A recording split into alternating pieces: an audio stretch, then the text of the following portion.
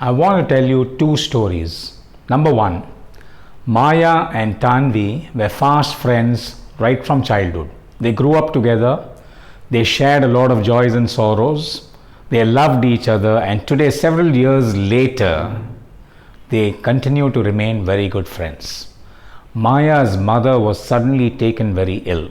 Tanvi, like a true friend, stood beside her, holding her up, supporting her, shoring her emotionally while she was teetering.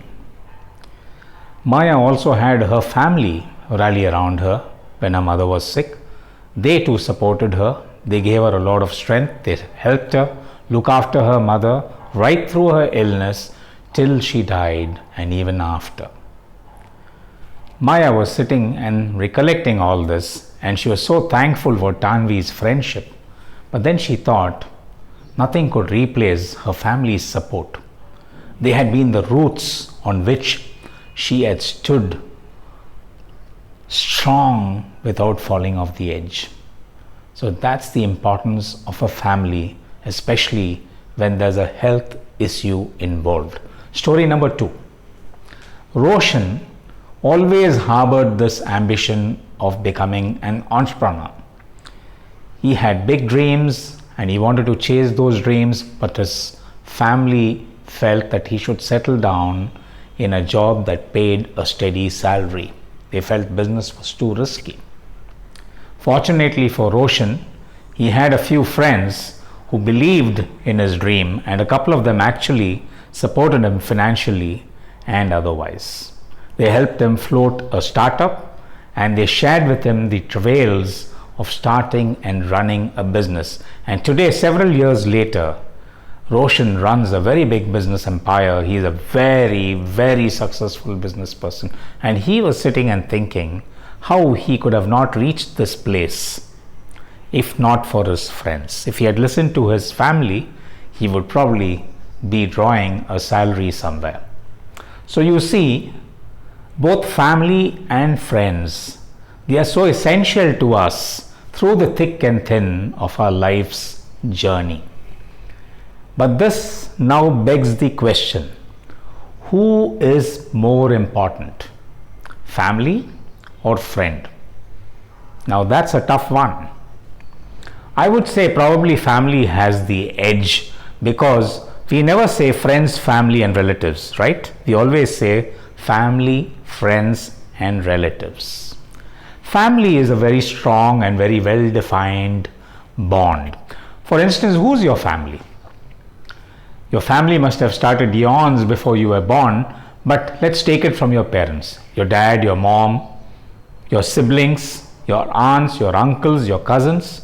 They are all your blood relatives. They are your family. Blood is thicker than water, isn't it? Family becomes the foundation on which you exist. But then the family bonds are so strong and family is so well defined that there is a hierarchy to it. There are power centers to it, and there are certain expectations within a family. Alternately, friendship bonds are also very strong, mind you, but they're also loose. Friends come and go. Friends never break apart. Very rarely you will find friends breaking apart. They will fight. Friends too fight.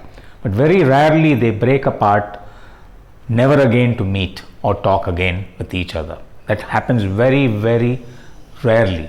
Friends drift apart because each one goes their own way. Friends are like the branches of a tree. Some of them might break and fall, but new branches grow in that place. So never is there a void because of a friend, because a new friend will always take that place.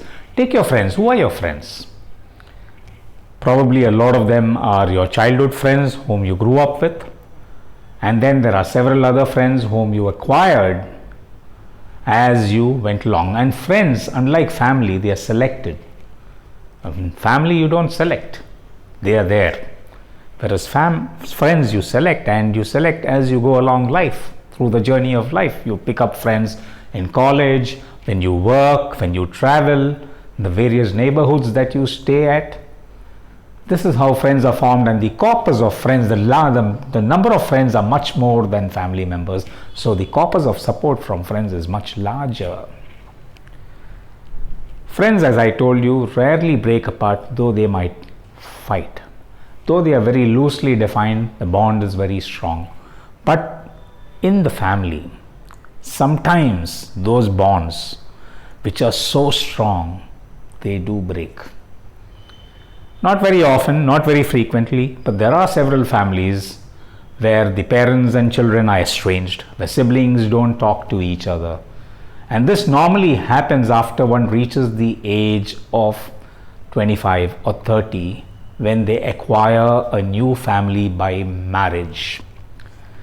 So when you marry a spouse, that person becomes your partner for life after that.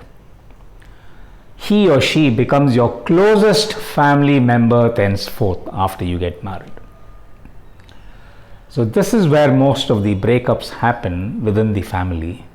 After this, after you have acquired a new family, and this new family, mind you, he or she is your partner for life, but they are never called partner-in-law, though the extended family that you acquire by marrying them are all called in-laws, but never your partner. He or she is never called partner-in-law. She is either a husband or a wife. And your husband and wife are not your blood relatives, they better not be. And they are not somebody you might have known from your childhood. So it is very important that after you get married, you build a really great friendship with them. So now you have somebody who is your closest family member and also your closest friend. So he or she is able to walk on either side of that line and give you the support that you require physically, mentally, and emotionally. But in today's world, family or friend, whether you're together or whether you stay far apart, distance apart, or whether you're staying close together, it doesn't really matter, because social media has brought all of us together. We are in constant touch. We are continually communicating. Communication is the essence of strengthening the familial bonds and the bonds of friendship. And we keep communicating, and communication is so important to strengthen this bond in all cases except one, between husband and wife. Probably because the husband and wife are both close friends and close family members. It's pretty emotionally high strung. So the communication between them also becomes pretty high strung at times, that it goes on to become very loud, very vehement, testing that very bond between husband and wife. So in such relationship, it is better to keep your mouth shut. Nevertheless, family and friend both are important. As human beings, we are social animals. We require both family and friends, and we need them. We can do without one or the other, but we cannot do without either. Goodbye.